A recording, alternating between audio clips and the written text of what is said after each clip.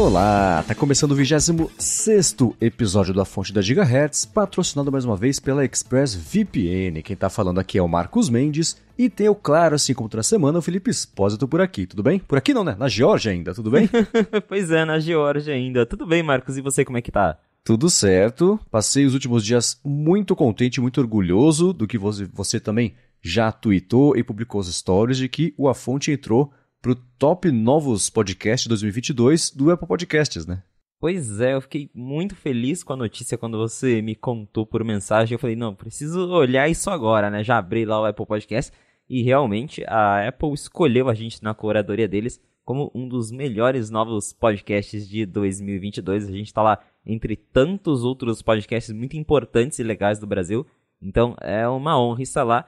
E claro, a gente só tem a agradecer a nossa audiência que está aqui toda segunda-feira nos escutando. Exato. Muito obrigado a vocês que ajudam a gente, como eu brinco no ADT, a ter esse trabalho. Vocês nos dão esse trabalho, olha que maravilha, né? Obrigado a vocês todos e todas que fazem isso. E além disso também dessa alegria de termos aparecido nessa lista, foi muito legal ao longo da última semana, dos últimos dias, ver a galera compartilhando prints mostrando que a Fonte estava ou entre os podcasts mais escutados da pessoa ou o mais escutado. Então, teve, por exemplo, o Clayton Silva que mostrou lá, que acho que no Spotify Wrapped dele, o A Fonte foi o podcast mais escutado dele do ano. O Vitor, Renato Tonar publicaram também os prints mostrando no top 5, por exemplo. Apareceu um área de transferência junto, um super feed junto. Muito bacana ver a Gigahertz aí nos ouvidos de vocês. Obrigado especialmente para quem escutou o A Fonte aí desde o lançamento.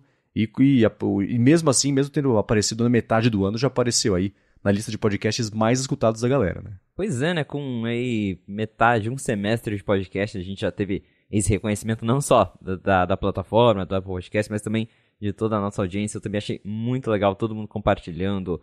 Como você disse, não só a Fonte, mas outros podcasts da Gigahertz também. Eu sempre reparava ali na lista e falava, caramba, né? A galera tá mesmo engajada no nosso projeto e isso é muito legal. Valeu mesmo pra todo mundo que tá aí junto com a gente até agora e que vai continuar porque a gente, né, tem planos para ir muito longe. Exatamente. Obrigado a vocês que ajudam a gente a seguir com esse plano. Agora vamos lá começar com os follow-ups em relação à semana passada. A gente comentou rapidinho, né, logo na segunda-feira, que existia aquele negócio, a Phil Schiller saiu do Twitter. Será que isso quer dizer que a Apple pode tirar o Twitter da App Store? Que era uma coisa que por conta do Phil Schiller não tinha muito a ver. A gente levantou aqui a hipótese. As hipóteses, na verdade, né, ia ser ou o caso Epic Games ou então o caso Parler, de que por que a Apple poderia tirar o Twitter da App Store? Ou uma falta de moderação a ponto de sair do controle e violência, diferentes tipos de abuso, que a gente sabe que é um problema. Ou então 30% da App Store com Twitter Blue e tudo mais. E no fim das contas, o risco era das duas coisas a ponto na segunda-feira mesmo, né? A gente publicou o episódio, o Elon Musk publicou um tweet. Apple contra a liberdade de expressão, começou a ter uma confusão lá com a Apple. O Tim Cook rapidamente reagiu, chamou ali o Elon Musk para conversar e fez um tour com ele no Apple Park, né? O Elon Musk publicou um vídeo mostrando ali a fontezinha lá no meio do campus da Apple e tudo mais. E seja lá o que eles conversaram, que a gente pode especular e de uma maneira informada, isso aqui parece que momentaneamente isso está sob controle, a temperatura e a pressão baixaram um pouquinho, né? Depois desse encontro parece que, pelo menos é o que a gente acredita, que as coisas se ajeitaram um pouco, porque tava com essa tensão mesmo de que, claro, era tudo conversa de bastidor, porque a gente sabe que o Musk adora falar coisa no Twitter e a Apple, por outro lado, é aquela empresa que a gente sabe que não gosta de falar nada em lugar nenhum. Então a gente só tinha um lado da história, mas ver ali que o Musk foi convidado para ir até o Apple Park e andou junto com o Tim Cook lá, né? Então ele não tava lá só andando com alguém, ele tava andando com o próprio CEO da Apple, então deve ter rolado alguma conversa, até para talvez acalmar os ânimos, tentar controlar alguma coisa, e é bem interessante porque isso não é uma abordagem muito comum da própria Apple. Se eu não me engano, um caso que um dos poucos que ficou muito conhecido de ter acontecido isso, de convidarem um CEO para ir até lá ao campus, foi com o CEO da Uber, quando teve todo aquele escândalo de privacidade da Uber. Ele também foi chamado lá, também deu uma volta lá com o Tim Cook, conversou com o Ed Q para tentar controlar a situação. Para quem quiser daí saber mais sobre esse caso do Uber, tem uma série muito legal chamada Super Pumped, que conta a história do Uber, e na série tem esse episódio de que o CEO, na época da Uber, foi convidado lá para um bate-papo com o Tim Cook, também porque estava rolando ali umas polêmicas com o app deles. Então, é bem raro a Apple fazer isso, né? E é bem simbólico eles terem chamado o Musk lá. A gente não sabe exatamente qual que é o teor dessa conversa, mas o Musk já deu a entender ali do lado dele, pelo menos, que tá tudo resolvido, que o Twitter não vai ser removido da App Store, e ele deu a entender também que a Apple já voltou a patrocinar, né, propagandas no Twitter, porque já tinha uma especulação de que a Apple teria cortado a verba para investir em propagandas no Twitter, e agora, depois dessa conversa, segundo o Musk, pelo menos, agora a empresa voltou a investir ali, como já investia antes, com as propagandas no Twitter. De novo, a gente não sabe o lado da Apple, mas agora é oficial, né? Essa conversa existiu, então certamente os dois lados estão pelo menos tentando chegar em um acordo para não partir para algo mais agressivo, como por exemplo a Apple banir o Twitter da App Store ou o Elon Musk entrar com um processo contra a Apple por alguma coisa, por exemplo, como acreditar que ele não tem que pagar os 30% da empresa. Essa parte é bem complicada porque a gente sabe que, né, das principais vozes contra isso é justamente a Epic Games, né, que a gente citou que era uma das possibilidades que poderia dar ruim aí o negócio de 30%, então a Apple não precisa de alguém de peso do lado da Epic Games nessa briga, né? A gente sabe que o Facebook também está bem atento com isso, porque também já teve os seus problemas, a Apple veio nos últimos anos aí tentando achar um jeito de não prejudicar o próprio negócio, mas ainda assim liberar assinaturas por fora da App Store, de um jeito ou de outro, que depende do país, tá uma zona isso, mas ela tá aos poucos tentando resolver isso aí. A preocupação de publicidade faz sentido, né? A Apple, nos últimos dias, apareceu a informação de que a Apple é a principal anunciante no Twitter, né? Ela correspondeu a 4% do faturamento da empresa no primeiro trimestre, está sempre na casa de milhões, plural mesmo, de dólares aí, anunciados trimestre após trimestre, mensalmente também. Então, qualquer redução nisso, no momento em que o Twitter não pode mais perder um centavo, né? É preocupante mesmo, então dá para entender. Eu falei um pouquinho sobre isso no área de transferência. É uma coisa que também deu para ver na newsletter do Mark Gurman no último fim de semana, ele falando sobre como o Tim Cook tem que assumir alguns papéis diplomáticos ali, de encontrar com chefes de Estado, por exemplo. Né? Ficou lá fazendo todo, né, o pampeiro com o Trump, quando o Trump precisava da atenção dele para enfim, né? Quando tinha a ver com o mercado de tecnologia, a visita à fábrica de Max Pro também, né, que... Enfim, né, o Tim Cook aparece do lado lá na foto, e beleza, ele engole essa e passa e vambora. Ele faz o que precisa fazer para, no big picture ali, a Apple ficar numa posição, ou se manter pelo menos, numa posição confortável quando ela tá. Então, é claro que existe o fator do inesperado, do que o Musk traz sempre para discussão, né? Porque hoje tá tudo bem, amanhã não tá, e ele começa um novo ataque direcionado com os fãs dele para seja lá a vítima da semana que ele escolhe, que ele tá lá com a capa virada, mas aparentemente aí, pelo menos de acordo com por esse papo e esse tour, ele só queria atenção, recebeu a atenção do Tim Cook, pronto, tá resolvido, né? E acho que nos próximos dias, pelo menos, isso vai ficar sob controle. Vamos ver a hora que lançar a Twitter Blue, né? A hora que de fato o que foi conversado virar realidade, se do lado do Musk ele vai cumprir, seja lá o que ele prometeu pra Apple ter o lado dela, a contrapartida, e cumprir também o que ela prometeu. Então tem muitas variáveis aí para isso sair do mundo da teoria, entrar no mundo da prática e continuar tudo bem, né? Mas pelo menos foi uma crise que começou na segunda-feira, lá para quarta, quinta, já estava aparentemente resolvida, né? Exatamente. Como você bem disse, acho que era muito mais o Musk querendo chamar atenção, porque a gente já conhece esse jeitão dele, e ele conseguiu. E ao mesmo tempo, é de certa forma inteligente o que a Apple, pelo menos o que o Tim Cook fez, porque se a empresa responde do jeito que ela responde desenvolvedores normais, que geralmente é ou não respondendo, ou manda aquelas coisas de mostrar as guidelines, reforçar que a App Store isso e aquilo, isso ia virar um caso de imprensa danado, porque daí ia repercutir, aí ia pegar mal para a Apple. Então, Ele chamando o Musk lá para conversar quietinho com o Tim Cook, já matou o assunto, ninguém sabe exatamente o que eles conversaram, mas né, o Musk já falou que conversaram, tá tudo certo, o assunto morreu por enquanto, e não tem a mesma repercussão que teria se a Apple tivesse respondido isso como empresa de uma forma legal, ou enfim, em cima ali de usar todas as regras que eles têm. Então, por enquanto, aparentemente está bem para todo mundo, mas como você também bem comentou, a gente vai ter que esperar para ver quando todas essas mudanças no Twitter entrarem em ação, para ver se vai ser isso mesmo, né? E se os dois lados vão cumprir a palavra, seja lá qual palavra seja essa.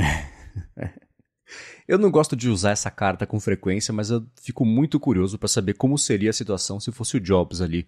Nesse caso da Uber, né, que eles contornaram o sistema de revisão de aplicativo para ele se comportar de um jeito dentro lá de Cupertino e de um jeito fora.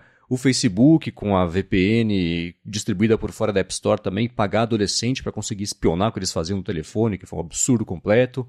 Esse caso também, né, acho que as respostas seriam um pouco mais bélicas e diferentes também, né, mas a curiosidade sempre fica ali de como é que seria. A gente sempre imagina como que Jobs reagiria a isso, porque o Tim Cook tem até uma matéria que repercutiu lá no 95 Max sobre algumas pessoas, como que ex-executivos, ex-funcionários da Apple acreditam que o Tim Cook lidou com essa situação. E eles comentam, né, que o Tim Cook não é um cara de fazer grandes disputas públicas, não é um cara de brigar em público, então ele gosta mais ali de tentar resolver tudo do jeito dele, sem chamar muita atenção. E aí eu também me pergunto, né, se com o Jobs seria a mesma coisa, ou se ele já ia mandar o Elon Musk catar coquinho e ia fazer uma briga daquelas, igual quando teve a novela do iPhone 4, que teve polícia e tudo mais. Então, né, se com um iPhone já foi daquele jeito, imagina com, sei lá, com o Elon Musk falando mal da Apple por aí. Exato. Mas bom, cenas para os próximos capítulos, literalmente, pra gente saber o que vai acontecer com isso aí, porque parece que já nos próximos dias pode pintar de novo aí o Twitter Blue e verificação e assinatura.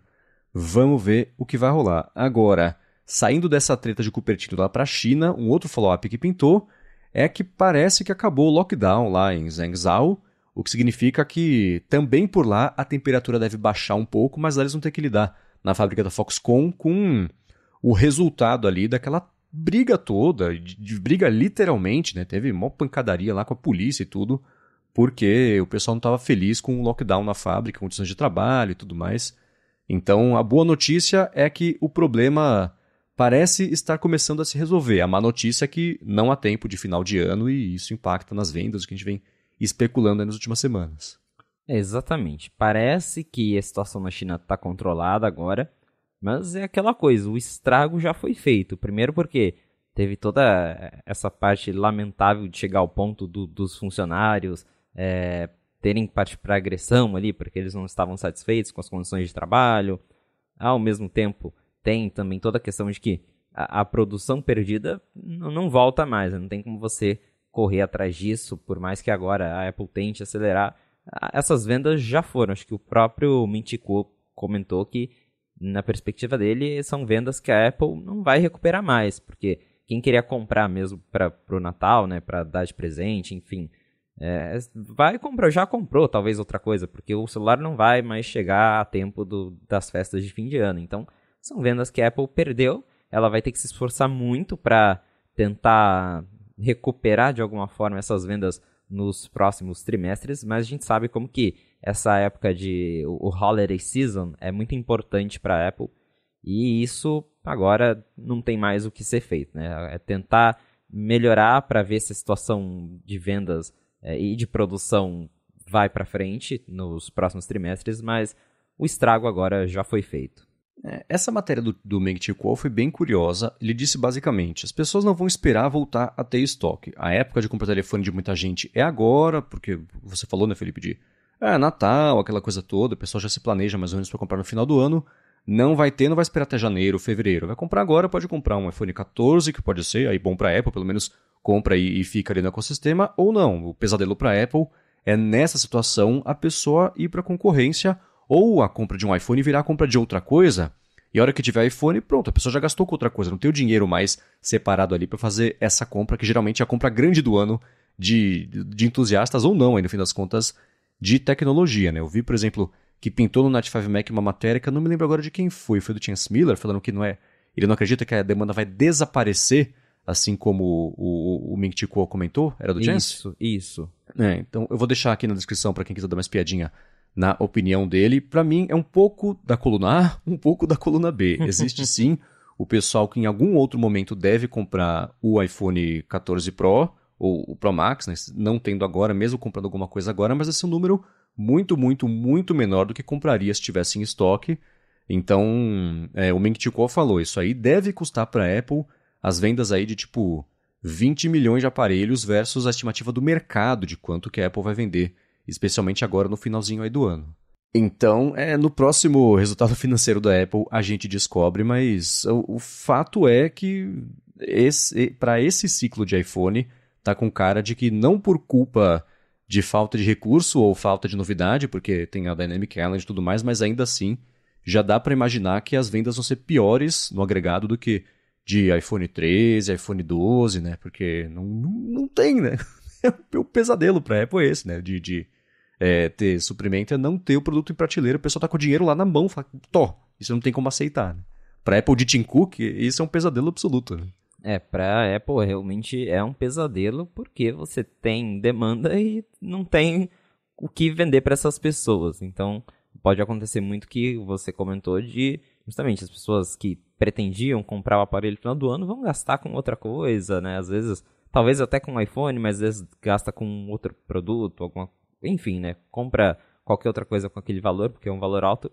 E aí, essas vendas a Apple perdeu mesmo. Claro que sempre vai ter aquele que vai esperar mesmo assim, porque tem a galera que quer porque quer um iPhone 14 Pro e vai esperar 4, 5 semanas para receber, mas principalmente acho que pessoas, usuários mais comuns que não se importam tanto assim, falam, ano que vem eu troco de iPhone então, esse ano eu vou gastar com outra coisa, e aí nisso a Apple perde bastante. Vamos ver aí se eles vão conseguir recuperar um pouco desse prejuízo nos próximos meses, mas é realmente uma situação bem difícil. A demanda, claro, vai continuar, mas não tão grande assim. Eu tenho acompanhado no site da Apple, porque como eu falei algumas vezes aqui, eu tô a fim de comprar o iPhone 14 Pro Max, e quando o site da Apple, o gringo, para você fazer a compra no site, ele é bem diferente do site brasileiro, né? O site brasileiro você fala, quero esse, aí já vai pro checkout, você paga. O site gringo, você quer esse? Tá. Você tem um iPhone para dar como parte do pagamento? Não. Quer Apple? Quer? Não. E operadora? Não. Não sei o quê. Não, né? São umas 8 etapas. Agora você chega no final, e o que acontece? Se eu for para comprar o meu, eu vou para retirar numa loja por causa disso. Não dá para falar, entrega lá no hotel e ele chega daqui a um mês e eu vou ter ido embora já. Então, tem ali uma ferramenta para você falar o estado, a cidade, o código de postal que você tá. E ele disse tem ou não para retirar na loja. E eles lançaram uma espécie de um consolezinho que se não tiver para retirar na loja, ou mesmo se tiver, eles deixam você fazer já, quero trocar do iPhone 14 Pro Max pro 14 Pro. Não quero o roxo, quero o branco, quero o cinza. Não quero 128, quero 1 tera e tudo mais. Ele já mostra essas combinações nas lojas, se tem, se não tem. Eu tô vendo agora, por exemplo, acabei de simular aqui, iPhone 14 Pro Max roxo de 128, tem para retirar, ele fala assim, o roxo não tem, mas tem o dourado na loja tal, tem um. Tem o cinza na loja tal, tem um. Quer fazer a reserva? Então, aos pouquinhos aí, um ou outro estoque vai aparecer, mas é curioso você ver que a Apple está tentando facilitar isso de não perder essa venda e te apontar para soluções ao invés de falar só, não tem, tenta outra combinação aí. Então, tem sido curioso ver a própria Apple fazer isso no site, porque isso é bem varejão, né? Que nunca foi a pegada da Apple fazer isso de varejo. Tipo loja de sapato, me vê esse modelo 38 preto. Não tem o 38 preto, mas tem o 40 azul. Tem esse aqui que é um chinelo, que você tem essa bota, essa galocha. Fala, véi, eu pedi um All-Star, né? Então, é mais ou menos isso aqui que tá acontecendo também lá no site da Apple, com o assistente de modelos alternativos aí, para não perder essa venda. Basicamente eles tentando não perder a venda, porque chegou num ponto em que se a pessoa tá ali realmente disposta a comprar, muitas vezes ela aceita comprar um parecido, porque não tem, então eles estão forçando essa opção, que é interessante de ver, é bom pro cliente, que lógico que a gente quer comprar o que a gente gostaria, né, um aparelho caro, Mas se a opção é isso ou nada, né? Então pelo menos eles estão ajudando a pessoa a encontrar um meio termo ali. É bem interessante ver isso acontecendo na loja. E igual eu tinha comentado também, lá na própria Apple Store mesmo, você vai lá, porque lá tem todos os modelos à mostra, você consegue ver eles. Mas aí você pergunta, ele já fala, ó, 14 Pro não tem, se você quiser a gente tem o 14. Aí claro, né, aquela coisa de vendedor, tenta falar que é parecido, que é iPhone, que é não sei o quê. Mas eles têm que tentar fazer isso, né, empurrar a pessoa para outro modelo mais parecido, ou para, se a pessoa de repente ali tem um iPhone mais antigo, convencer ela de que o 14 normal já é legal, para não perder a venda. E uma última observação sobre o site da Apple, como você bem observou há um tempo no site brasileiro, o iPhone 14 Pro vinha acima do 14 Pro Max, estava assim até esses dias no site da Apple, mas agora no site gringo, né? Mas agora entrando no site americano você tem o primeiro destaque, iPhone 14. Segundo destaque, dê algum presente para alguém. Terceiro destaque, Apple Card, tá aqui, peço Apple Card. O quarto destaque é o iPhone 14 Pro, que teoricamente teria que ser o principal ali da linha, né? Então ele está sendo empurrado cada vez mais para baixo para também a pessoa se distrair e comprar outra coisa e a Apple não perder 100% da venda e conseguir converter em alguma coisa aí. O dinheiro que a pessoa tem na mão ali tá louco para dar para ela. Pois é, eu acabei de abrir aqui também, é bem curioso porque ele não é nem mais aquele banner grande, né? Eles colocaram naqueles cardzinhos menores lá embaixo, então realmente estão meio que tentando esconder o iPhone 14 Pro, é o iPhone que eles usam para fazer propaganda, mas ao mesmo tempo não tem mais para vender, então vai ter que dar uma escondida nele. Tá bem, a Apple tá numa situação complicada. Vai ser um bom termômetro de disponibilidade, ver esse destaque voltar cada vez mais para cima conforme as semanas forem passando, né? A hora que chegar no topo de novo, pronto. Quer dizer que tem estoque. Quer dizer que voltou. Vamos torcer para que volte logo, né? Pois é. Mas seguindo aqui com os assuntos, pintou, a gente falou na semana passada sobre a Apple indo atrás de campeonatos de futebol e outros esportes e tudo mais, e pintou um rumor de que a Apple está interessada em comprar os direitos para o que deve ser a primeira divisão, que em alemão primeiro é Erste, né? E aí em holandês deve ser R, então a Eredivisie, a primeira divisão do campeonato de futebol holandês, o que me parece uma coisa bem de nicho, mas ainda assim acho que qualquer campeonato europeu tem uma projeção e interesse mundial muito grande. Não é como se a Apple fosse comprar a Copa do Brasil, que ela pode até comprar, mas gringo não vai querer ver jogo da Copa do Brasil, né? Mas o brasileiro pode querer ver o jogo da primeira divisão do campeonato holandês, né? Essa coisa de esporte, como a gente já falou, tem chamado cada vez mais a atenção dentro dos streamings. E justamente, né, esporte, essas ligas europeias têm bastante apelo. E faz mais sentido do que a Apple comprar um time de futebol, como o rumor maluco que a gente comentou na outra semana, né? Isso sim, eu acho totalmente viável ela querer adquirir mais direitos, mesmo sendo nicho, é uma coisa que agrega a plataforma. E de nicho em nicho ela vai transformando ali o Apple TV Plus em uma central de esportes, porque daí ela pode ter várias combinações diferentes com programas e tipos de jogos para todo mundo. Então, bem interessante isso, não tá nada decidido. Quem falou isso foi uma pessoa aí do mercado que conhece bastante de esporte. Ele disse que a Apple tá negociando esses direitos, mas que no momento o acordo com a Eredivisie tá com a ESPN e ele termina em 2024. Então, se a Apple levar, esses direitos de transmissão começam a valer a partir de 2025. Então, como ainda está só ali na especulação, a gente não tem ideia de preço, de negociação e tudo mais. É mais uma especulação mesmo, mas como eu falei, não duvido porque a Apple está investindo muito em esporte, ela já tem adquirido os direitos de transmissão de vários outros campeonatos, né? A gente teve recentemente o anúncio da parceria com a Major League Soccer e também aí tem todos aqueles rumores de que a Apple quer trazer a NFL para o Apple TV Plus. Então, me parece bastante provável disso acontecer, apesar de, novamente, ser uma liga pequena, ser um pouco nicho, ao mesmo tempo é algo que desperta bastante interesse da galera e considerando aí todo o histórico que a Apple tem feito de investimentos na área, me parece algo que pode acontecer. Mais provável do que ela comprar o Manchester United. Inclusive com o dinheiro que ela compraria o Manchester, dá para comprar muito campeonato de futebol pelo mundo, né? O acordo, pelo que essa pessoa falou é de custar ali de 150 a 200 milhões de euros por ano. Uma coisa, o que eu achei mais curioso, na verdade, dessa notícia inteira, foi que esse Chris Wirtz falou que a Amazon, nenhuma surpresa, também está interessada, e a Netflix está interessada. Isso sendo verdade, né? Porque é uma fonte do cara que é bem informado lá sobre a parte de mercado de esporte da Holanda, mas ainda assim, a Netflix interessada é um sinal grande de interesse em eventos ao vivo, e a parte de esporte, mas eventos ao vivo em geral, né? Porque a Netflix não fez nada ao vivo ainda. Acho que no ano que vem ela fez um acordo para a primeira transmissão ao vivo dela ser um especial de comédia do Chris Rock, né? Que é um cara que tem recebido uma atenção cada vez maior aí da Netflix, depois que começou as tretas todas com o Dave Chappelle, né? Então, o Chris Rock, ainda mais depois do tapa que ele ganhou lá que ele ganhou, né? Que ele tomou lá no Oscar. Ele voltou mais aos holofotes aí. Então, a Netflix interessada em também entrar nesse mercado de esportes vai ser interessante para todo mundo, especialmente no mercado de esportes, que vai ser mais alguém dando lance ali para comprar direitos, o preço sobe, né? E aí, por outro lado, a parte ruim é que isso vai concentrar ainda mais também as possibilidades de compra só no mercado de tecnologia, como a gente falou semana passada. Uma DirecTV da vida não tem dinheiro de sobra para ficar tomando prejuízo, porque isso faz parte de um pedaço do negócio muito maior dela. O negócio é esse, né? Então, é complicado, os direitos de TV e transmissão vão ficar mesmo na mão das empresas de tecnologia.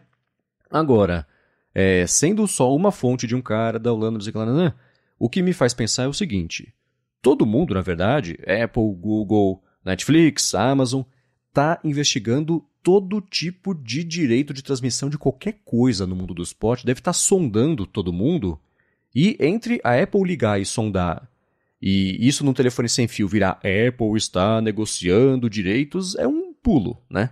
Então pode ser que ela tenha só sondado, que assim como ela sondou o campeonato holandês, ela sondou o campeonato coreano, sei lá, né? Todos eles, as empresas todas, para ver onde tem dinheiro, onde tem potencial, né? E eu tenho pensado muito tem um filme que é o Moneyball, que ganhou algum Oscar faz um tempo, que tem o Brad Pitt, tem o Jonah Hill também, e é sobre como um time de beisebol foi montado basicamente com planilhas de Excel. O cara pegou todo mundo, o cara arremessa meio estranho, ninguém quer ele porque ele arremessa estranho, mas o cara arremessa bem, o rebatedor tal, ele erra sempre a primeira, a segunda e segunda rebatida, mas a terceira ele acerta e faz um home run.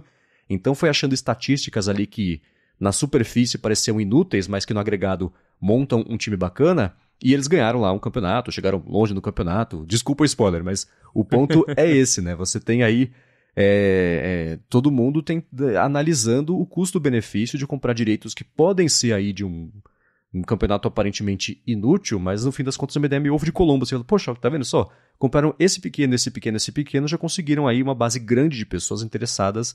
E aí talvez a Copa do Brasil entre aí no rol também de direitos negociados, né? Pois é, o que eu comentei, né? De cada coisinha pequena, quando você junta tudo numa coisa só, pode ser que se torne um pacote interessante para quem gosta de esportes. Tem uma galera que gosta de ver esporte do mundo inteiro, então, pensando por esse lado, faz sentido. Mas sim, isso que você comentou sobre a fonte, né, a origem desse rumor, é sempre importante lembrar que pode ter sido o caso de ser um telefone sem fio, que para mim também é óbvio que a Apple fica sondando várias coisas para adquirir o tempo todo, eles estão sempre de olho para trazer novos conteúdos, e nem todas essas sondagens de fato resultam em algo. Então é mais uma curiosidade mesmo, mas nesse momento não me parece também nada concreto, é só que eles estudaram a possibilidade, mas não é nada que já está num nível de a Apple está já fechando um acordo com a Eredivisie. Não, por enquanto realmente ela só manifestou ali um certo interesse, mas não tem nada acontecendo. Isso da Netflix realmente é bem interessante, porque mostra que a gente pode ter um outro player, né, competidor aí nessa área de esportes, porque é a única hoje que ainda não está tão inserida nisso. A Apple a gente já está vendo aí que já entrou nesse mercado. A Amazon já está muito inserida nisso, e a Netflix ainda não está apostando muito nessa área, mas se isso for verdade, pode ser que as coisas mudem no futuro e vai ser bem interessante ver o mercado da televisão e do streaming apostando aí nos esportes. Né? E último comentário sobre isso, ESPN, lembrando, pertence à Disney, que também, né, tá tentando cavar o espaço dela, mercado de streaming e tudo mais. Ela tá num corte de gastos grande, né, passou por problemas aí de bastidores também, acabou de trocar o CEO, que era o CEO, escolheu o substituto foi uma tragédia, mandaram o cara embora, voltou o CEO antigo. Então vai dar uma chacoalhada, mas um jeito bom de recuperar a confiança de investidores é ter uns golaços, com perdão, um trocadilho desses, assim, de fazer acordos bacanas, né? Ou manter os que existem, não perder. Então, não vamos descontar a ESPN com a Disney também nesse páreo. Afinal, esse acordo vai ser só em 2024. Daqui até lá tem muito chão pela frente aí. E muita coisa pode mudar. Agora, uma outra coisa que pintou também nessa última semana foi a seguinte, né? A gente falou sobre os falsos positivos lá do crash detection, né, enfim, dos novos iPhones, do Apple Watch também, que estavam acontecendo em montanhas russas, né? E a Apple liberou ali um iOS 16.1.2, que, dentre outras coisas, traz uma melhoria a esse sensor e teoricamente, tecnicamente, pode reduzir esses falsos positivos. A Apple falou só que são otimizações, mas deve ser algo relacionado a isso, né? A Apple não entra muito em detalhes, então eles só falam, a detecção de acidentes foi otimizada nos modelos iPhone 14.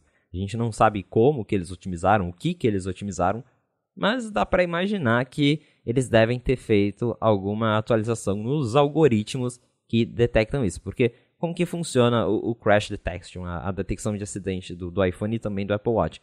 Ele usa hardware, né, os sensores, claro, a Apple diz que eles usam um acelerômetro, um giroscópio lá, tudo combinado, agora com sensores mais avançados, para detectar a força G e tudo mais. E aí, somando várias coisas juntas, incluindo, por exemplo, o som do microfone, para tentar identificar se foi uma batida mesmo, aí o algoritmo considera tudo isso e interpreta, olha, isso aqui acho que foi uma batida, vou acionar o recurso.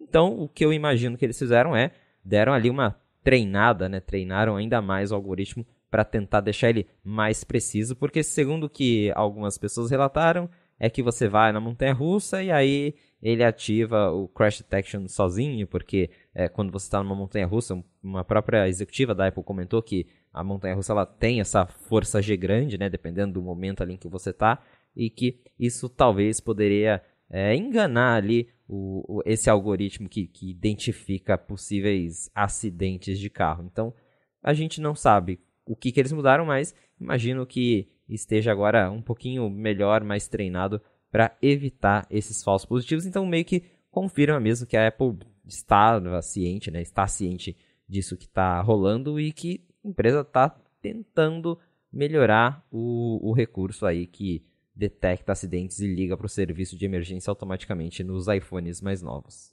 Os dois defeitos não, né? Acho que dá para dizer, as duas coisas que dá para melhorar bastante nele aí, de acordo pelo menos com o que a gente viu com os vídeos da Joanna Stern, são, primeiro, isso de montanhas russas e tudo mais, e o segundo, que esse eu acho mais grave, que é o seguinte, né? Se você tá parado no carro e alguém bate em você, o iPhone e o Apple Watch não detectam que isso foi um acidente, porque parece que a desaceleração é um fator importante aí no peso que eles dão no algoritmo todo para calcular se foi um acidente de carro ou não.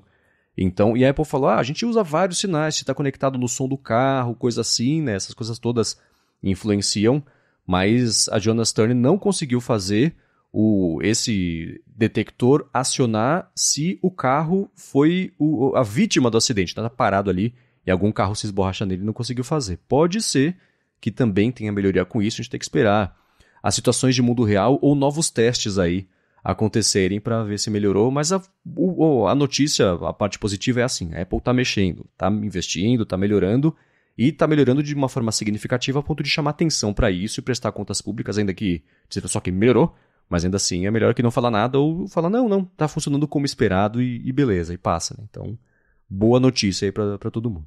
Agora a gente sabe que eles estão mexendo, que eles estão melhorando, então isso é um bom sinal, e vamos ver se agora com, né, os casos de vida real, ou se vai ter mais algum youtuber pra sair batendo o carro por aí, como sempre aparece algum, pra gente descobrir o que exatamente mudou e torcer para que isso que você comentou, por exemplo, de não detectar um acidente com o carro parado, seja incluído, seja adicionado no futuro, porque realmente, pelos testes que a gente viu até agora, pelo menos, ele precisa detectar que o carro estava em movimento para ele acionar o recurso. Caso contrário, o carro está ali parado e alguém bate em você, ele entende que você não está num carro e não aciona o chamado de emergência. Então, tem ainda muito chão para melhorar, né? Tem muita coisa para fazer, mas é um recurso que é legal e que, do jeito que está agora, ele já pode salvar a vida de alguém com certeza. E a tendência, eu acredito, que é só melhorar mesmo e tornar ele mais preciso e melhor compreensivo com outras situações. Muito bem. E também isso de segurança que pintou nesses últimos dias é que inevitavelmente aconteceria e aconteceu. Apareceu o primeiro caso de uma pessoa que foi salva pelo sistema novo de chamar emergência via satélite. No caso dessa pessoa foi do iPhone, que a gente comentou. Nas próximas semanas, certeza que vai pintar. E pintou esse caso aí lá no Alasca. Alguém que se aventurou e acabou se perdendo no meio do caminho.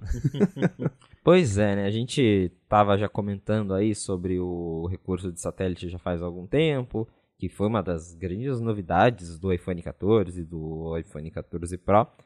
E agora a gente tem aí um relato oficial de alguém que realmente precisou acionar o Emergency SOS por satélite. Então, agora sim, é basicamente o próprio caso que a Apple mostrou lá de demonstração no vídeo, né? Que era alguém nas montanhas, é a pessoa perdida, vai lá, usa o iPhone e chama o socorro. Foi basicamente isso que aconteceu. Eu acho que são os casos em que esse recurso é mais útil, que é para essa galera mesmo que faz essas aventuras no meio do mato, vai subir montanha, que são lugares remotos, que é difícil de ter sinal. E aí agora, onde tem a cobertura de satélite, você consegue chamar o serviço de emergência. Então, bem legal ver que esse recurso está funcionando.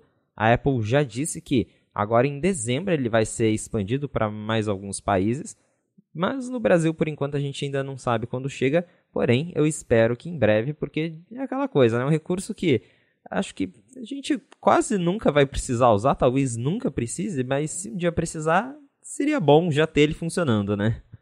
Né? E uma coisa bacana é que nas entrevistas que o pessoal deu depois desse salvamento aí, foi que a galera responsável pela recuperação da pessoa perdida lá com o snowmobile falou que ficou bem impressionada com, primeiro, a precisão da informação, da localização lá, da pessoa que se perdeu e tudo mais, e também a forma completa como a informação foi passada para ajudar ainda mais a fazer esse resgate. Então, além de funcionar bem e direito, do lado de quem vai fazer o resgate, parece que também essa parte de passar a informação para frente e do jeito certinho é bacana, o que também vai ajudar muito ali a salvar essas vidas em situações assim. Então tá aí, bacana. E vou dizer de novo, né, pra galera que mora nos países onde tem suporte a isso aí, faz o demo que tem disponível lá no iOS, testa, faz a brincadeira toda, porque na hora que você precisar, você vai saber onde é o botão, vai saber como é que é o procedimento, não vai ser pego de surpresa com isso, porque já basta a surpresa, como foi no caso dessa pessoa, de estar perdida ou presa na neve, no meio do nada, no Alasca, com o snowmobile ali, sem conseguir usar.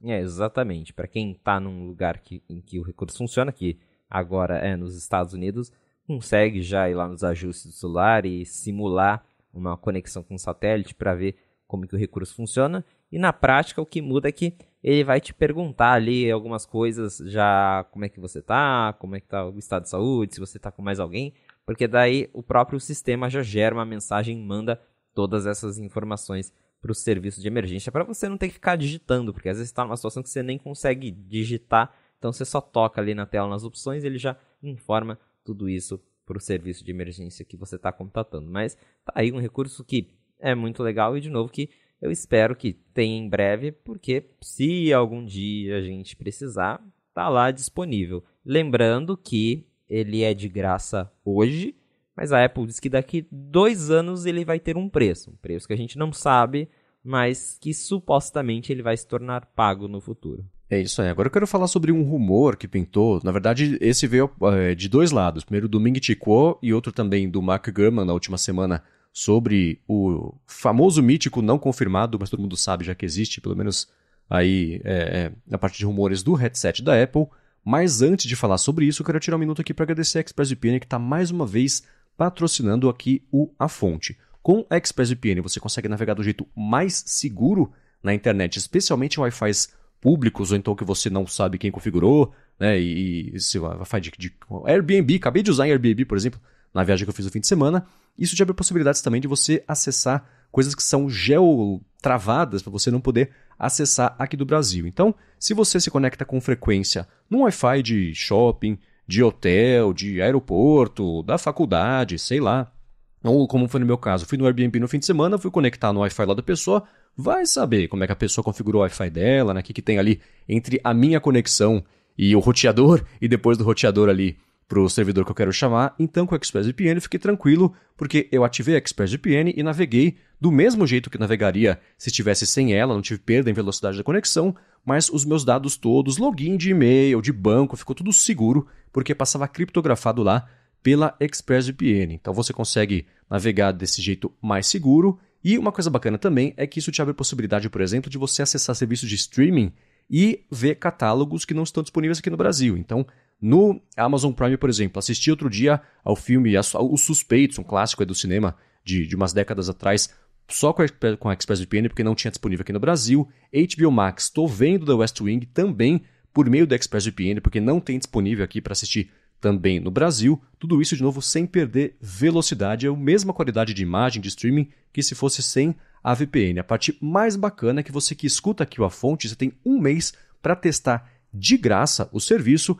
E aí sim, quando você for contratar, você ganha 3 meses na assinatura do plano anual, só que tem que ser por meio do link expressvpn.com/afonte. Então, para navegar de um jeito mais seguro e navegar também por internets que você talvez não tenha acesso, né? E coisa, por exemplo, YouTube, sei lá, o vídeo não está disponível na sua região. Liga a VPN, assiste lá, coloca Estados Unidos, por exemplo, e assiste, e você consegue ver. Faz o seguinte, acessa expressvpn.com/afonte.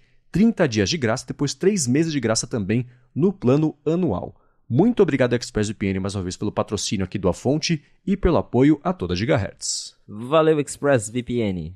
Vamos lá. Mark Gurman atacou na última semana, no finalzinho da semana passada, falou também sobre isso na newsletter semanal dele, sobre o nome, o novo nome, enfim, o nome de uma parte nova do sistema imersivo da Apple, que o rumor é que se chamaria Reality OS, ou ROS, e parece que agora vai se chamar XR-OS, né? Que, enfim, a gente pode especular sobre o que isso significa. Ao mesmo tempo que pintou essa notícia, o Ming Chi Kuo falou que, dando uma espiada lá nos pedidos de peças, os fornecedores da Apple que vão fornecer as peças de tecnologias do headset e tudo mais, os pedidos já deveriam estar mais... Os volumes maiores já deveriam estar mais encaminhados aí para pedidos para fabricar, de fato, em larga escala ou em média escala, que não vai ser muita unidade feita aí, desse headset, e que parece que isso foi adiado para mais para a segunda metade aí do ano que vem, senão as unidades, os pedidos de unidades teriam mais intensos aí, essa movimentação no mercado estaria um pouco mais intensa. Então, de um lado, a Apple parece que rebatizou, talvez tenha uma parte nova aí do sistema que é o XR-OS, mas do outro, para quem esperava poder ou matar a curiosidade do que é, ou talvez até comprar esse headset aí na primeira metade do ano que vem, vai ter que esperar, vai ter tempo de comprar o iPhone 14 Pro, juntar dinheiro de novo, porque isso vai pintar mais próximo aí do final do ano, né? Pois é, segundo os rumores que a gente tinha escutado antes, do próprio Ming Chi Kuo, inclusive, eles apontavam que o lançamento desse headset seria na primeira metade, no primeiro semestre de 2023. Agora já tem essa possibilidade de um adiamento para o final do ano que vem, que não chega a ser uma surpresa, porque se nem iPhone a Apple está conseguindo fazer, imagina um headset super caro e complicado, né? Então, realmente vai ser uma pena, mas ao mesmo tempo é um produto que a Apple nem anunciou ainda, então não dá nem para falar que atrasou, né? Não, atrasou o que ainda não existe, mas é que a gente realmente esperava que isso fosse... Antes já tinha aquela expectativa de que pode ser lançado no final de 2022. Não foi. É começo de 2023. Pelo jeito também não vai ser. E aí deve ficar só para o final do ano. Independente de quando que a Apple vai lançar isso, parece que eles ainda estão discutindo os termos de marketing da plataforma, do produto. Há alguns meses a Apple registrou a marca Reality OS, né? Também registraram ali outras marcas relacionadas usando esse termo reality, então a gente acreditava que o possível nome do produto seria alguma coisa com reality, e agora, segundo essa reportagem da Bloomberg, e eu também ouvi isso de fontes próprias já, corroborando que pode ser que o novo sistema operacional desse headset seja o XR OS, que seria aí um jeito da Apple falar extended reality, né? Realidade estendida. Porque a gente fala muito de realidade virtual, realidade aumentada, e esse headset ele vai ser uma mistura dos dois, né? Vai ser um headset de realidade mista. E ao mesmo tempo a gente tem rumores também de que a Apple está fazendo, por exemplo, óculos mais simples que vão ser só de realidade aumentada, que não vai ter a parte da realidade virtual. Então, acredito que eles estejam procurando um nome que sirva para as duas coisas. E, nesse caso, Extended Reality, né, o XR OS, daí me parece fazer um pouco de sentido, apesar de ser um nome meio estranho quando você vê ele assim escrito, mas é o que as fontes do momento dizem, que esse XROS é um nome cotado para ser o final. Claro que, de novo, a gente está falando de termos de marketing e esse tipo de coisa a Apple consegue mudar mais em cima do lançamento, ao contrário, claro, de coisas do hardware e tudo mais, que isso já deve estar praticamente decidido. É mais questão de ter problema com fabricação, com fornecimento de peças, e por isso está sendo adiado. Mas nome, esse tipo de coisa, eles muitas vezes deixam só para revelar mais pro final, entre os funcionários mesmo. Então, não dá para falar que esse vai ser o nome oficial, mas a gente tinha, né, vários indícios de que seria o Reality OS, que isso já tinha até sido meio que patenteado, e agora surgiu aí os burburinhos nos bastidores esse termo XROS. Não sabemos qual que a Apple vai escolher, mas acho que a gente vai ter que esperar até o final de 2023 para descobrir. Esse de realidade mista, eu lembro que a Microsoft, já faz uns bons 4, 5 anos talvez, fez uma demonstração de um headset, um conceito que ela estava montando, que a realidade mista é um headset imersivo fechado, né, um capacetão que você coloca na frente dos olhos para fazer coisas em ambientes imersivos. Pensa num PlayStation VR, por exemplo, que você joga só o joguinho ali, mas o headset tendo uma câmera na parte da frente dele, e aí ativa a câmera, você consegue ver o que está na sua... O headset fica transparente entre muitas e muitas e muitas aspas, né? A tecnologia fica transparente ali para você poder ver o ambiente de fora, e aí ele pode aplicar elementos 3D nesse ambiente de fora. Na demonstração do Microsoft, dava para ver que era bem um conceitão, com todas as limitações que existiam na parte imersiva há 4 ou 5 anos, né? Então, como o rumor sobre o headset da Apple é que vai ter um bando de sensor, um bando de câmera, tem sensor na parte de dentro para saber para onde você está olhando, e aí renderizar 100% da imagem só onde você está olhando, sua visão periférica ficar com uma renderização menos intensa, isso poupa processamento, as câmeras todas, né, na frente e para baixo para poder fazer o monitoramento não só do ambiente, mas dos gestos de mãos também e tudo mais. Então, qualquer um desses sensores que der algum problema de fabricação em larga escala e com qualidade consistente, ou, sei lá, faltou peça, não tem para fazer mesmo, né? A gente sabe que a parte de componentes aí estava bem escassa, está começando a normalizar, mas estava bem escassa nos últimos anos, pronto, né? Por causa de um detalhezinho, um sensordinho mísero que seja, atrasa toda a fabricação aí. A expectativa parece que é ainda assim que ela vá anunciar o headset lá para o primeiro trimestre, talvez, do ano que vem, ou no máximo na primeira metade aí da WWDC, provavelmente do ano que vem. E aí é uma coisa que nem o Apple Watch, né? Que ela anunciou em 2014, acho que foi em setembro, outubro, coisa assim, e só foi lançar em abril de 2015. O próprio iPhone, né, também, que foi anunciado com muita antecedência, porque era aquela coisa assim. A Apple falou, tá, entre o anúncio e o lançamento, não dá para o mercado copiar isso aqui, porque a gente sabe o trabalhão que deu para fazer, né? Então não vai ter como. E aí eles têm a confiança de anunciar sem dar a resposta aí para o Facebook, principalmente, e fazer uma coisa parecida ou melhor a tempo e na escala suficiente para afogar aí as vendas do headset da Apple. De qualquer forma, principalmente por causa de preço, eu não pretendo comprar, porque a especulação é 2, 3 mil dólares, não vai rolar, mas como entusiasta de tecnologia, eu fico curioso para saber o que é, para ver o design dele, para ver a interface, porque essa parte toda vai indicar qual vai ser o caminho de interação com tecnologia daqui para frente, né? Porque essa parte imersiva é inevitável que de um jeito ou de outro acabe fazendo parte aí mais e mais no dia a dia da galera, e penso em sim, 10, 15, 20 anos, isso vai estar mais inserido no dia a dia e vai começar, já começou, claro, tem players nesse mercado, mas é aquilo que eu sempre falo, não deu certo ainda por algum motivo, se fosse para rolar já tinha rolado, né? Então tá todo mundo meio esperando a Apple chegar com esse gabarito para ir para a direção que ela for seguir, porque geralmente ela não é a primeira, mas acerta quando lança alguma coisa, salvo algumas exceções, né? Mas ainda assim ela faz isso. Então, como entusiasta de tecnologia, fico triste por esse possível atraso, mas é mais porque eu estou bem curioso para saber como é que vai ser a nossa interação com a tecnologia daqui a 20 anos, começando aí com esse anúncio que vai pintar no ano que vem. Né? A gente não tem ideia de como exatamente vai ser, por exemplo, a interface, então isso é algo que eu tenho muita curiosidade. Então vamos ver se a Apple vai ser capaz de mudar o jogo, se eles vão conseguir transformar a realidade aumentada e virtual em uma coisa mais concreta, no sentido de uma coisa que pegue entre as pessoas, porque a Apple e outras empresas já vêm forçando essa ideia de apps de realidade aumentada e realidade virtual há bastante tempo, mas até hoje não tem nenhum exemplo, assim, por exemplo, de um aplicativo. Tem alguns nichos, mas em geral é sempre aquela coisa bobinha de olha o que eu posso fazer com a realidade aumentada, legal. E aí você nunca mais usa, é mais coisa que você mostra lá pra alguém, pra fazer uma graça, mas em geral mesmo ainda não tá num nível em que essa tecnologia foi inserida no nosso dia a dia. Então talvez um produto como esse, bem feito e tudo mais, tenha essa capacidade de inserir mesmo, de fato, esse tipo de recurso nessas tecnologias no nosso dia a dia, em aplicativos normais, porque daí é uma coisa que você está vestindo com você. Acho que para mim a maior barreira da realidade aumentada é essa.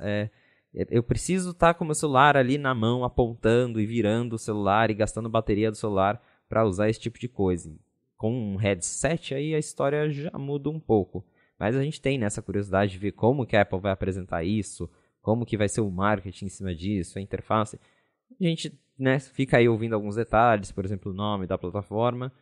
Mas, agora a gente vai ter que esperar mesmo. Eu tenho esperança de que na próxima WWDC a gente vai conhecer essa plataforma, pelo menos. Então, considerando aí esses últimos rumores, uma possibilidade que eu vejo, que eu imagino pelo menos, é que eles anunciem essas coisas na WWDC como um sneak peek, como às vezes eles fazem. O Mac Pro já foi anunciado assim numa WWDC, o Apple Watch, como você disse, foi anunciado em setembro, aí só chegou nas lojas em abril do ano seguinte, mas já em setembro os desenvolvedores já podiam baixar ali o SDK para começar a explorar, para tentar criar apps para o relógio. Então, acho que existe a possibilidade da Apple fazer isso, de anunciar o headset no meio do ano para começar a vender ele lá no final do ano, junto com os novos iPhones e tudo mais, para pegar a venda de Natal.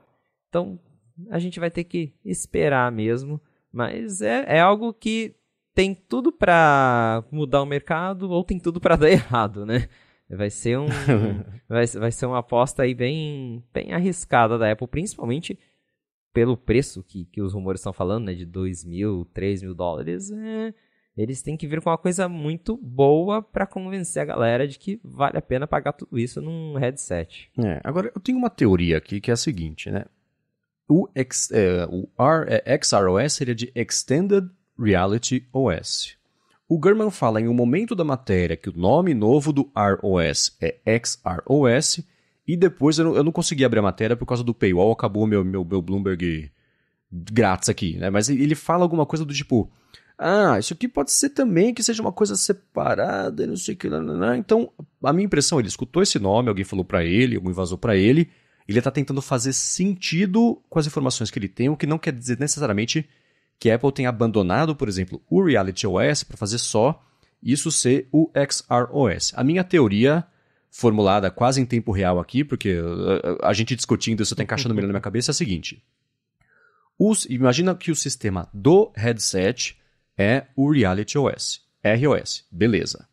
Agora, existe um jeito de você estender, que seria o X do XROS, essa compatibilidade com o headset para os outros dispositivos da Apple. Então, por exemplo, a língua que os dispositivos vão conversar, que o Mac vai conversar para mandar uma coisa ou para se integrar com o headset, o iPad, o iPhone, o Watch não, né? Mas ainda assim, talvez, né? Mas você quer usar alguma coisa que está no Mac, por exemplo, mandar um sinal para lá, o Mac receber isso imersivo ou participar junto, isso pode ser o Extended Reality OS. Então, o sistema do headset é o R, só que essa integração, a língua que eles vão se conversar ali, seria o Extended Reality OS, que hoje seria, por exemplo, algo mais o ARKit, sei lá, né, que você monta lá um aplicativo imersivo no iPhone, por exemplo. Então, usaria o XROS para expandir isso além do iPhone e integrar com o headset. Possível ou viagem, nada a ver? O que você acha dessa ideia? Existe sim a possibilidade de que pode ser que o Reality OS seja uma plataforma, uma coisa, e o XROS seja outra. como também pode ser simplesmente um termo interno que nunca vai ver a luz do dia, mas que vai ser usado pelos engenheiros e tudo mais nos códigos do sistema. Isso acontece muito, por exemplo, internamente a Apple tem o software do HomePod, ele é chamado acho que de AudioOS, alguma coisa assim. Mas a Apple não chama ele de AudioOS, ele é o tvOS e eles nem dão nome, né? Aparece lá atualização do HomePod, nem tem nome específico, mas internamente tem lá nos códigos, existe um AudioOS. Então, pode ser o mesmo caso, né? O XROS existe lá, é um jeito que eles chamam internamente, mas que não necessariamente vai ser o nome de marketing do sistema operacional. Então, tem muitas possibilidades. É um nome que a gente já ouviu também ali entre a galera do 95Mac, que depois que saiu essa notícia, a gente ouviu de frontes próprias que realmente existe esse nome lá dentro, mas a gente também não sabe para quê. Então, acho que pode ser isso de existir uma outra plataforma para outra coisa, o nome de uma outra tecnologia, ou simplesmente é um codinome interno que nunca vai ver a luz do dia, mas que é verdade, né? Não deixa de ser verdade, mas que talvez não vai ter esse propósito que o Gurman disse, por exemplo, de ser o nome do sistema operacional.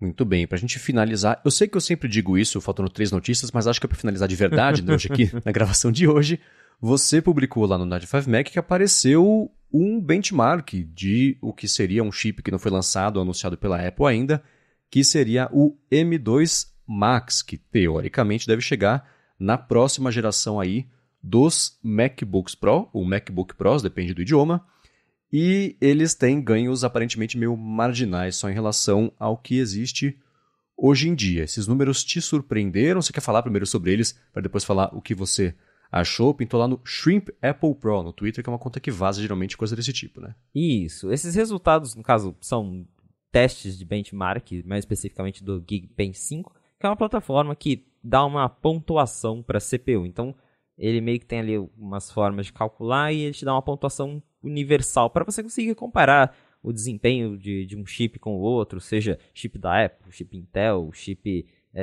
em outros celulares Android, enfim, dá para você fazer esses testes. E apareceu aí porque quando você faz um teste no Geekbench, ele manda esse resultado para o site, então você consegue ver os testes de todo mundo lá. E apareceu um device novo que não existe, identificado como Mac 14,6, que é assim que a Apple nomeia os Macs internamente, tipo Mac 10, alguma coisa, assim que os modelos são chamados internamente. Esse 14,6 é um modelo que não existe hoje, então a gente está supostamente falando de um Mac ainda não lançado, e que lá na descrição do Geekbench ele identifica a CPU como Apple M2 Max, que é um chip que também não existe. A Apple apresentou o M2 normal na WWDC com o MacBook Air, e até hoje a gente não tem as variantes Pro, Ultra, Max do chip M2. Então, se esses testes forem verdade, o que eles mostram pra gente? Mostram que, primeiro, a gente vai ter no M2 Max uma CPU de 12 núcleos e pelo menos uma das configurações, a gente não sabe se é a máxima, se é uma intermediária, vai ter 96 GB de memória RAM. Então, isso já corrobora que realmente é um chip aí voltado para as máquinas mais caras da Apple, como é o caso lá do MacBook Pro de 14, 16 polegadas, do Mac Studio, que hoje existe um Mac Studio com chip M1 Max, então faria sentido ter um Mac Studio novo com esse chip. Mas o curioso é que, pelo menos com base nessa pontuação vazada, a gente não consegue observar melhorias significativas. Então, por exemplo, o chip M2 Max, segundo esse teste do Geekbench 5, ele pontuou 1853 em single core, que é quando ele faz o teste usando só um dos núcleos da CPU, e 13.855 com todos os núcleos funcionando juntos. E por comparação, o M1 Max, que é o chip que está hoje no Mac Studio de entrada, por exemplo, ele pontua 1.746 em um único núcleo e 12.154 com todos os núcleos funcionando. Então a gente está falando assim de ganhos bem pequenos de performance. E agora fica a questão, né? Se isso é verdade, se esses resultados não forem forjados, eles são de fato de um chip M2 Max, a gente vai passar meio que pela mesma coisa que aconteceu do chip M1 para o M2. Porque estava todo mundo esperando que ia ser, né, uma outra revolução, que a Apple ia sei lá, dobrar o desempenho do chip. Não foi isso que aconteceu. Até por problema de fornecimento, que a gente já sabe tudo que está acontecendo, escassez de chip. Ela preferiu manter o chip ali mais ou menos igual e melhorou a parte de consumo de energia, né, a eficiência do chip, mas em questão de desempenho mesmo, o salto do M1 para M2 não foi tão grande assim. Então, me parece assim, um pouco, né, a gente sempre fica desapontado porque a gente sempre quer ver ganho de desempenho, mas ao mesmo tempo eu não fico tão surpreso assim se isso for real, porque isso já aconteceu com o M2 base e não me surpreenderia acontecer com o M2 Ultra, M2 Max, até porque os chips da Apple, a gente sabe, eles já estão aí, de certa forma, à frente da concorrência, né? Principalmente na questão de eficiência. E é nisso que a Apple vem batendo muito, né? Que os chips eles não só são muito rápidos, como são eficientes. Então, talvez, considerando toda a situação atual, que o mercado continua com escassez de chips e tudo mais, me parece fazer sentido, embora, de novo, seja um pouco desapontante, ter um novo chip que não seja tão mais rápido assim, mas que vai consumir menos energia, vai ser mais eficiente para algumas coisas específicas, como talvez, por exemplo, renderizar vídeo, processar inteligência artificial, esse tipo de coisa. Então, a gente vai ter que esperar um pouquinho para ver, porque, segundo os rumores que diziam que a gente ia ter Max no final desse ano, a coisa mudou, então agora dizem que vai ser no começo de 2023. Então, a gente vai ter que esperar um pouco mais, se esses testes forem reais, é o que acabei de comentar. A gente não vai ter tanto ganho de desempenho assim, não. Eu vou só fazer um complemento. Falar, os chips da Apple, de certa forma, estão à frente da concorrência. Não, eles estão bem à frente da concorrência de uma forma meio inequívoca, né? E o que acontece... O grande trunfo, acho que de toda a parte desses chips da Apple é o consumo de energia versus processamento que ele entrega, né? Você tem chips que até entregam mais processamento, mas assim, enquanto um chip da Intel, o Xeon, sei lá, precisa de 10 para entregar um processamento tal, o Apple Silicon precisa de 3, da mesma pontuação de energia para fazer a mesma coisa. Pode ser que os outros cheguem até além, mas o processamento versus consumo de energia é esse grande trunfo aí desses Macs. Estava dando uma espiada aqui nos identificadores, eu falei, apareceu aí que pode ser de um novo MacBook Pro. Talvez não seja isso, né? Por exemplo, o Mac Studio, o código dele é 13,1 e 13,2, eu acho, uma coisa assim. Dos MacBooks Pros atuais é 14.1, 14.7, então ele chegaria para complementar um pouco essa linha. Pode ser, por exemplo, o tal do novo Mac Pro que a Apple lançou. Não sei se o identificador do Mac Pro seria esse ou seguiria essa lógica também, mas não sendo o chip Ultra, já me deixa um pouco reticente de que seria o Mac Pro. Então pode ser uma versão nova até do Mac Studio, sei lá. Ele ter um ganho pequeno versus a geração anterior é aquela coisa assim, né? A Apple já, por estar à frente nesse nível da concorrência, não tem por que ficar colocando o pé, né? E melhorando muito, muito, muito o chip, porque ele já está além do que a galera no dia a dia vai precisar usar, então ela vai economizar até na parte de pesquisa dela e desenvolvimento, porque ela sabe que já está à frente aí da concorrência liderando com isso. Então, ele representar um ganho que não é gigante, mas assim representar um ganho, bacana, né? Os programas vão ter que correr atrás agora de usar esse por completo aí o que ele tem a oferecer, então se você não está atingindo o teto, já está ótimo, dá para ir melhorando de pouquinho em pouquinho, ano a ano, de uma forma consistente assim e tudo mais, porque ajuda até a gente a se planejar sobre as compras e a Apple também a se planejar sobre até onde ela vai apertar para fazer a próxima geração de chips, né, chegar onde ela quer, com o consumo de energia que precisa e tudo mais. Então não é uma grande é uma pena assim, não ser o dobro de processamento, mas não precisa do dobro do processamento, né? Já está entregando hoje bem mais do que a gente precisa no dia a dia, né? Então, isso é uma coisa legal, mas eu achei curioso o 96 GB de RAM, né? Ainda uma coisa que assusta um pouco de pensar, né? Eu acho que é que nem, sei lá, quando as coisas tinham 128K de RAM e começou a ter os megas de RAM, os gigas de RAM, que era, nossa, será que um dia vão precisar? Tem acho que uma frase do Bill Gates famosa, ninguém nunca vai precisar de mais do que 64K de memória RAM, isso aí vocês estão loucos. Você fala, poxa, o tempo muda, né? Então, mas eu acho muito de outro mundo ainda você ter 96 GB de RAM para fazer qualquer coisa, ou precisar disso de fato, fazer qualquer coisa, a não ser abrir 3 abas do Chrome. Pois é, e o mais doido é pensar que supostamente um chip desses pode estar dentro de um laptop, então é mais doido ainda pensar o quão avançada a tecnologia tá. porque é uma coisa que a gente não percebe, né, às vezes no nosso dia a dia, mas olha os avanços que a gente teve desde o M1 ali, por exemplo, né, o tanto de poder que você tem dentro de um dispositivo tão compacto quanto um MacBook Air. É um negócio muito surreal para mim e a gente já vê aí que, seja verdade ou não, é bem óbvio que a Apple vai continuar levando os computadores além com esses chips Apple Silicon. E, já voltando ali na questão de desempenho, é realmente isso. A Apple ela está numa situação confortável diante das competidoras, porque a Intel, por mais que ela tenha processadores mais rápidos, é o que você comentou, eles não são tão eficientes, então eles gastam muito mais energia, esquentam muito mais, e isso é um problema. Então a Apple ela pode se dar o luxo de talvez ficar ali um ano sem forçar muito esse aumento no desempenho e focando em outras áreas, né? Diminuindo ainda mais o consumo de energia para conseguir melhorar a bateria dos Macs ou para conseguir fazer Macs mais finos também, que a gente sabe que a Apple gosta das duas coisas. Então tem outras coisas que dá para você melhorar além de desempenho num chip. Mas claro, né, a gente que gosta pelo menos, acompanha a tecnologia, a gente gosta de ver ganhos de performance, mas tem muito mais para ser feito num chip.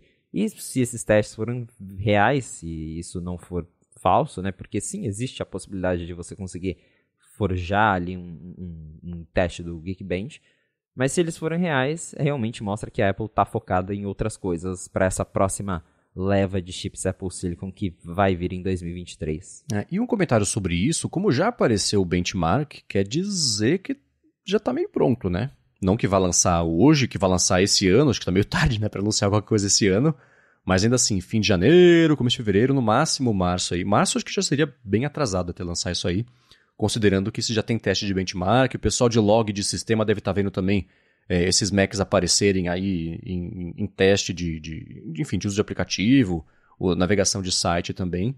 Então, já deve ter começando a ter um estoque disso aí feito, porque se pintou o benchmark é que tá pronto, né? Que já não vai lançar agora, mas poderia. Com certeza. Até porque, como eu comentei, já tinha rumor de que a Apple ia lançar esses Macs agora, no final de 2023. Tanto que o próprio Mark Gurman falava, né, que a Apple vai lançar novos iPads e novos Macs em outubro. Aí ela lançou os iPads, não lançou os Macs, e ele falou, os Macs vão ficar para um pouquinho depois. Agora a gente já está em dezembro, a história mudou e supostamente esses Macs ficaram para o começo de 2023. Então acredito que já está tudo meio pronto mesmo para lançar. Talvez deve ter sido questão, a essa altura, provavelmente foi mais questão de falta de fornecimento, né? Talvez deu algum problema na produção, ou a Apple quis garantir que ela ia fabricar um estoque um pouco maior antes de colocar à venda, porque a gente está com essa questão de tá tudo esgotando rápido e tudo mais, não tem unidade, então talvez eles estejam segurando por isso, mas realmente acho que a essa altura esses Macs já estão lá prontinhos para chegar nas lojas. Muito bem, para encontrar os links do que a gente comentou ao longo do episódio, vai em gigahertz.fm/afonte/26 ou dá mais piada aqui nas notas do episódio. Quero agradecer a ExpressVPN mais uma vez aqui pelo patrocínio, a vocês que escutam e deixaram o A Fonte entrar junto de uma lista bacana de podcasts aí dos melhores podcasts novos do ano, que tá aparecendo para vocês também. Continuem mandando pra gente lá no Twitter, no Instagram, marcando a gente, que é sempre bacana ver o A Fonte figurando aí dentre os podcasts que vocês mais ouviram no ano. E agradecer, claro, ao Felipe por ter tirado mais uma vez umas horinhas aqui das férias aí na Geórgia, que parece que estão acabando, né? Pra você poder participar aqui. Pois é, minhas férias agora estão acabando. O próximo A Fonte já vai ser gravado lá de Londrina mesmo, no Brasil.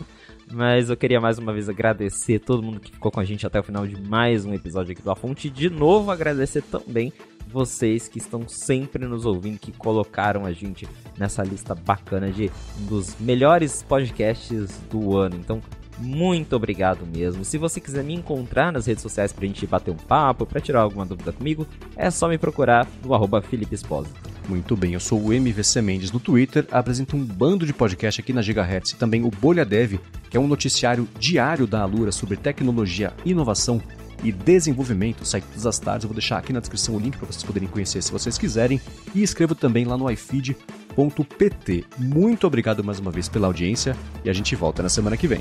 Um abraço e até o próximo episódio.